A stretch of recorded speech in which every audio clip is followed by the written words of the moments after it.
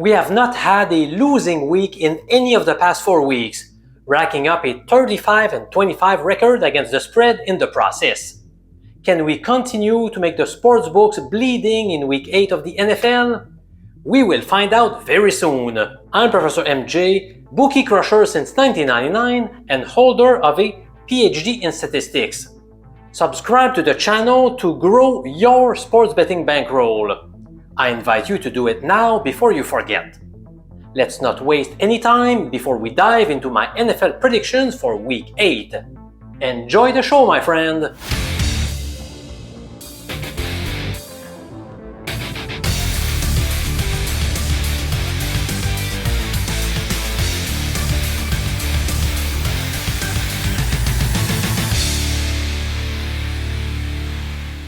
Up first, how could you possibly back a team whose head coach is on the brink of being fired and whose QB openly criticized some of his teammates? Personally, I just cannot. For this reason, I am betting the Falcons minus 7.5 against the Dolphins. Miami is a dysfunctional team, plain and simple. There seems to be major locker room issues. I don't think players have much fun right now, and few of them are willing to put the extra effort on the field. Last week, the Dolphins were smashed 31-6 in Cleveland. In that game, they committed 11 penalties while turning the ball over on 4 occasions. Tua was limited to 100 passing yards, along with a meager 4.3 yards per attempt average. All he can do is throw short passes, which is easy to defend. The Dolphins own a 1-6 record. Their lone victory occurred against the Jets. But does that really count as a win when you beat the Jets? In terms of net yards per play, the Falcons occupy the 7th spot in the NFL compared to the 29th rank for Miami. Big difference. I have mentioned on many occasions on this channel how Michael Penix has been much more effective at home than on the road. The 3 games where he accumulated the most passing yards took place inside the Mercedes-Benz Stadium, whereas the 3 games where he obtained the fewest passing yards came on the road. The icing on the cake is the fact that the Dolphins will be on the road for the 3rd time in 4 weeks. In other words, they have had quite a bit of traveling to do, which won't help their cause. So again, I am betting the Falcons laying 7.5 points at home against Miami. This play receives a B grade. Up next, the Jets will attempt to pick up their first win of the season when they take on the Bengals in Cincinnati. The Bengals are among the league's worst according to many metrics, both on offense and defense, so I find it hard to support them as pretty big favorites. Therefore, I am taking the New York Jets plus 6.5 in this AFC matchup. Cincinnati may go through a letdown game after getting an emotional win against their arch rivals, the Steelers, on primetime television. Joe Flacco was outstanding in that game as he threw for 342 yards while tossing 3 TD passes and 0 interception. But let's calm down a little bit. Flacco did not become Patrick Mahomes or Josh Allen all of a sudden. Prior to that game, he had 6 TDs versus 7 picks on the season. And their defense is dreadful. Did you know that the Bengals have given up at least 27 points in each of their past 6 contests? That being said, I know the Jets have looked awful. The owner criticized Justin Fields in the media, so it looks like the team will put Tyrod Taylor under center. Garrett Wilson seems unlikely to play this week. Sauce Gardner must clear the concussion protocol before going back into action, which is not a gimme. The offense has put 15 points on the board per game on average across their past 4 games. I know all of that. Yet I believe the point spread is too large. I think New York will keep it close enough to cover the spread, so I am rolling with the Jets plus 6.5. Can the Browns pull off a major upset in New England? I'm not so sure, but from a betting perspective, I'm taking Cleveland +7. Quinton Judkins continued to roll last week, scoring 3 touchdowns. The rookie tailback has recorded 80 rushing yards or more in 4 of his 6 games this year. Dylan Gabriel has done okay, but nothing more. Against a vulnerable pass defense, he could find a way to move the ball to keep the Browns in the game. The betting public will focus a lot on the Drake May versus Dylan Gabriel narrative. But there is a big difference between these two defenses, with the big edge going to Cleveland. So far this year, the Browns' defense has squandered the fewest yards per game to their opponents. The Patriots are a good team, possibly even a playoff team, but they remain a bit inconsistent at times. Keep in mind how they trailed 13-10 against the Titans last week before responding with 21 unanswered points. New England is coming back home after going on the road for 3 consecutive weeks. They could be more tired, so that's a factor to consider. In the end, I am betting the Browns +7, but I don't have high confidence in this selection, which is why it is graded as a C. Here comes another game where one of the teams is favored by a touchdown. In what projects to be a good NFC East battle, I am grabbing the Eagles -7 against the Giants. I have several arguments supporting this pick. First, Philadelphia will be looking for some payback after getting humiliated by a 34-17 score 2 weeks ago against those same Giants.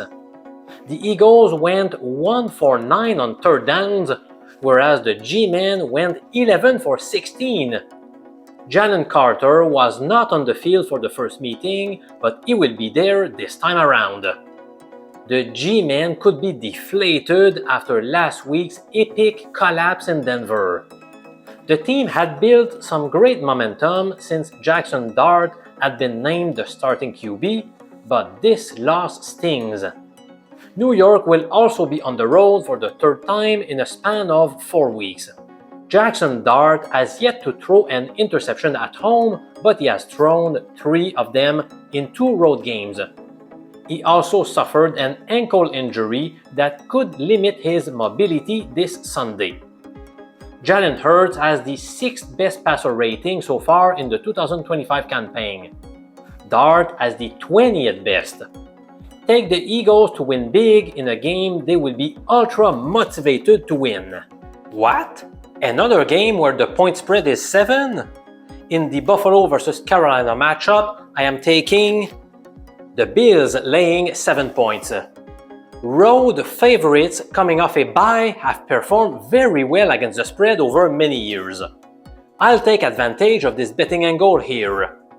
Yes, Carolina's 4-3 record is good and very surprising, but they have not faced an elite team yet. Their opponent's combined record is 18-29-1. They have squared off against 2 teams with a positive record, the Jaguars and the Patriots. The Panthers lost both contests by a margin of 16 and 29 points, respectively. Despite their winning record, the Panthers rank in the bottom half of the league in terms of offensive and defensive EPA. Bryce Young suffered a high ankle sprain, so he will be replaced by Andy Dalton. The veteran signal caller has been in Carolina for 3 years, accumulating 10 TD passes versus 6 interceptions. It's hard to predict how well he's going to do, but I will trust an elite team coming off its bye week to win by a substantial margin. Buffalo has got to halt its current 2-game losing skid. Alert! Alert! We have a first pick rated A, and the play in question is the Baltimore Ravens -5.5 against the Bears. John Harbaugh's team will be fresh and well-rested. Not only are they coming off their bye week, but they have been at home for 4 straight weeks. That's a nice luxury to have for an NFL team. All signs indicate that Lamar Jackson will be back on the field for the Ravens. Obviously, he is a huge upgrade over Cooper Rush, but he also provides a much-needed mental boost to Baltimore players. They have lost their past 4 games, so they want to bounce back quickly. The team is also getting healthier. Not only is Lamar coming back, but the heart and soul of this defense, Roquan Smith, seems on track to return as well. Baltimore also welcomed back Kyle Hamilton and Marlon Humphrey in their prior game. There is reason to believe that the team will explode this Sunday. Granted, the Bears are surging. After losing their first 2 games of the season, they have picked up the W on 4 straight occasions. But Caleb Williams remains an inconsistent QB. Despite the recent wins, he has completed below 60% of his passes in each of his past 3 games. During this time span, he has collected 2 TDs versus 2 interceptions, which is not very good. And that occurred against some very ordinary defenses: the Raiders, the Commanders, and the Saints. For these reasons, I expect the Ravens to destroy the Bears in Week 8. To be more specific, I am taking Baltimore minus 5.5. The best wager of the week, which I call the Lobster bet, concerns the San Francisco versus Houston matchup. Such high-confidence betting tips have posted an 11-6 record, a 65% winning rate. It's been a lot of fun beating the bookies with the weekly NFL Lobster bet. You can join the fun by signing up via the link posted below in the comments section. Let's move on to the next game. I love the New Orleans Saints to cover the 4.5-point spread against their division rivals, the Buccaneers. The pick gets an A grade. Tampa loses 1 day of rest and preparation after playing last Monday night. They will also be on the road for the 3rd time in 4 weeks. Indeed, they played in Seattle, then came back home before heading to Detroit and now New Orleans. I also prefer to back teams that lost both meetings from the prior season. In the current case, the Saints were humiliated 51-27 at home against those same Bucs in 2024, before losing 27-19 in Tampa Bay. That adds further motivation for New Orleans. Wide receiver Mike Evans suffered a broken collarbone last week. He is out for most of the remainder of the season. Chris Godwin and Bucky Irving have also been ruled out already. You could see the impact of losing those players when the Bucs only accumulated 251 total yards last week against a very depleted Detroit defense. Baker Mayfield only got a 4.6 yards per attempt average. Tampa sits on a pretty 5-2 record, but their season point differential is -1. That's stunning. The Saints have fared a lot better inside the Caesars Superdome. On the road, they have dropped each of their 3 games by a margin of at least 12 points. When playing at home, they beat Jackson Dart and the Giants, while losing 3 matches by a maximum of 7 points. In other words, all home games have been tight. I do have a source of concern though. Center Eric McCoy, the anchor of the offensive line for New Orleans, is out with a torn biceps. Still, I find it hard to believe that a depleted and overrated Bucs team is going to win on the road by a margin of 5 points or more. For this reason, I have no hesitation to bet the Saints plus 4.5 points this weekend. I am expecting some fireworks in Denver this weekend, so I am betting over 50.5 points to be scored in the Cowboys-Broncos matchup. The Cowboys offense has been on fire. As a matter of fact, they have scored 37 points per game on average during their past 4 contests. Meanwhile, their defense has been a major problem. They have surrendered the most total yards while also being the 3rd worst NFL club in terms of points allowed per game. Sure, Denver's offense has been inconsistent this season. but they will find a way to put a significant number of points on the board at home against a weak defense. Hopefully, Denver's offense will carry some momentum from last week's fourth quarter, in which they scored 33 points. The Broncos snapped a mind-boggling streak of 1,602 consecutive losses by NFL teams trailing by 18 points or more in the final 6 minutes of a game. Denver's defense was supposed to be great, but we all saw how they can be vulnerable after watching last week's game. Dak Prescott and company will find a way to score. So all in all, let's go with the full game over in the Dallas-Denver matchup. I am also taking the over to hit in the Tennessee-Indianapolis game. More specifically, I am betting over 46.5 points to be scored in this AFC South battle. You've all heard how great the Colts offense has been. To make matters worse for the Titans, they just lost their best defensive player, Jeffrey Simmons, to a hamstring injury. Tennessee will also miss cornerback L'Jarius Sneed, another big blow to a unit that was already reeling. Jonathan Taylor leads the league with 697 rushing yards. He has racked up more than 100 yards on the ground more than everybody else in the NFL. Meanwhile, Daniel Jones is completing 71% of his passes to a wide array of reliable receivers. The big concern when betting this game's over is whether the Titans will contribute enough to the score to make the over a winning bet. After watching the Colts give up 445 total yards to the Chargers, I think Tennessee will find a way to score some points. Indy's defense also looked bad the prior week when Arizona accumulated 400 total yards with Jacoby Brissett under center. The defense was not that great to begin with, and now they are without cornerback Travarius Ward for several weeks. Cam Ward is still not taking the league by storm, but he's shown some progress. The 3 games in which he racked up the most passing yards happen to be the 3 most recent weeks. Again, let's take a shot at over 46.5 points to be scored in the Titans-Colts matchup. In the Sunday night game, I have elected to make the following wager. Green Bay's team total to go over 23.5 points in Pittsburgh.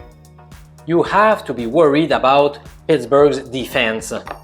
Last week, they gave up 470 total yards to an offense led by Joe Flacco. Cincinnati's anemic running game found a way to rush 23 times for 142 yards. What the heck is going on? Suppose you would have placed this bet in each of Green Bay's 6 contests in 2025. By doing so, you would have obtained a nice 5-1 record. Do we have major reasons to believe they cannot do it again on Sunday night? Based on how Pittsburgh's defense has played, not really. The Packers have a well-balanced attack. Josh Jacobs is a tough runner. He's not having his best career year, but he has still rushed for 8 touchdowns in 6 games. Jordan Love is a smart QB who is maturing well. He has thrown 10 TDs versus just 2 picks this year. He loves to spread the ball around to his receivers, tight ends, and running backs. It makes this offense unpredictable and therefore hard to defend. I don't have any trouble envisioning the Packers scoring 24 points or more. That's my top bet when it comes to the Sunday Nighter. As a former 15-year university statistics teacher, I have a couple of fun assignments for you. First, check out the video presenting my pick on the Monday night game between the Commanders and the Chiefs. That video will be released on Thursday or Friday. And of course, you don't want to miss out this week's NFL Lobster Bet, the best wager on the board in Week 8. Follow the link posted in the pinned comment below to join our large group of savvy sports investors. This is simply the best sports betting service in the market right now. it's been growing a lot of people's bankrolls since I began doing it in week 14 last year. Let's crush the bookies together, my friend!